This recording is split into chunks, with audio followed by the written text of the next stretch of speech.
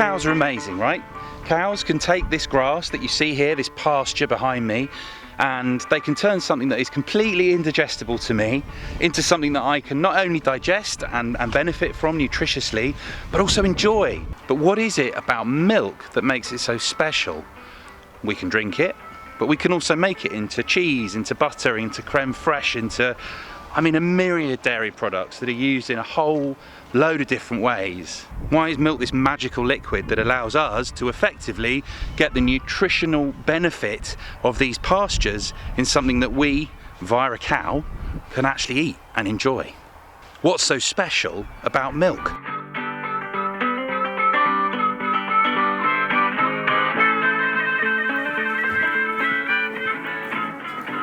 Hi Bex. I would say that every milk is special in its own way, and every herd of cow or every cow's milk is slightly different. I'm just going to fill this bottle up. Milk's really fascinating. Most of what's in this fridge is actually made from milk, and most of it is actually made from our milk. So you've got up the top left-hand corner our butter, and this is just the pure fat part of the milk. Here then you've got cultured cream.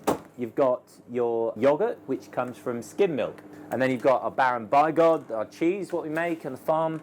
Again, it's just all milk. And then you go into the freezer, look, there's more milk. You've got ice cream, you've got ghee.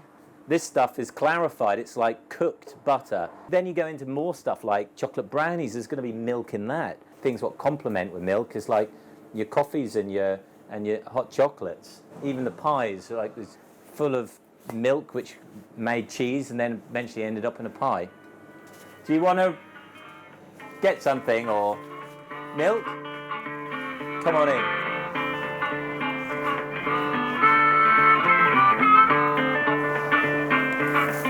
That's all right, it's only me. Right. It's a superfood, really. You've got eggs and milk. You know, not that I've ever done it, but you could actually live off milk for a period of times.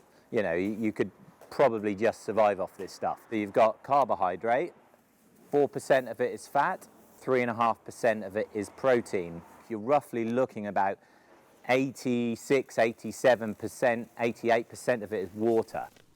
The makeup of the milk changes by what the cow eats, and that changes through the seasons. And that's what makes, like artisan cheeses like ours more special, because they come from one herd. So you really notice the differences through the seasons. Well, it's got a cult following, raw milk. You know, it's a product which a lot of people would look at it and say, oh no, I don't want to touch that stuff. You know, it needs to be cooked to be safe. The plus side about cooking milk, pasteurizing milk, is you kill everything. So if there's a bad bug in there, you kill it. So fair enough. But your body struggles to digest certain things when you change them by cooking them. And one of the things with milk is you lose all of the natural flora and the microbes, bacteria, those kind of guys, they all disappear. Actually, they do play a part in helping you digest food and making your stomach work better. Cheese all right, yeah? A lot of babies around. I've got 22,500 babies in the mature room.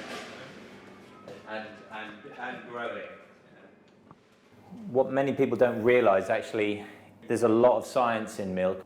Knowing the fat and protein levels are massive in making cheese. It was worth us investing in our own bits of kit. So when the milk goes in the tank, we can use this machine to measure the percentage of fat and the percentage of protein. We will change our recipe of what we do in making our cheese to what the fat and the protein is. So let's say, for instance, you've got fat, which is 4%, protein, which is 4%, divide one by the other, it's 1. And that is the number what we use to understand through the 12 months of the year the fat-protein ratio. And I'm not going to tell you the number, but I'm going to tell you that once we worked out that the cheese was best when it was in between two particular numbers, we then found, once we found that, we unlocked that, then we made a massive jump in the quality and the consistency of our cheese. Because we're farmers as well as cheesemakers, we have that ability so much more to make quick decisions and change things.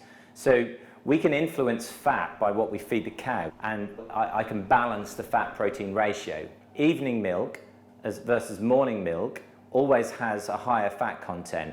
So if we want to increase fat, we can bring more evening milk in and store it overnight to help to get the fat-protein ratio. What's special with milk?